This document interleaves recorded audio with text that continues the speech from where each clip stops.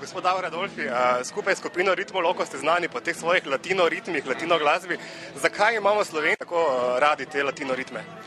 Pa zato jeste temperamentni narod.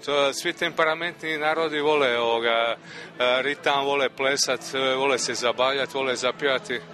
Tako da to je meni normalno. Ne? Nedavno ste imeli tudi precej velik koncert, če se ne motim, v Mariboru. Se pripravlja še kaj velikega v kratkem? Pa dobro, sada imam u Zagrebu, imam Split, imam Dubrovnik, sada ovo dolazi jedno ljeto, pa se ja malo bacim na jug, makar mi se puno ne radi, jer znaš, mi Dalmatinci volimo malo odmoriti tako. Ali uglavnom od jeseni ću raditi velike neke koncerte. Lijepo mi je bilo u Mariboru, tako da uvijek ću se vratiti. Tu sam i počeo, ne? In odkje jemljete to svojo latino inspiracijo, ker konec koncev Hrvaška tudi ni ravno Južna Amerika, ne? Pa gleda ovako, prvo ja sam živio u Buenos Airesu, u Latinskoj Americi, puno imam familije dole, odrastao sam uz tu glazbu.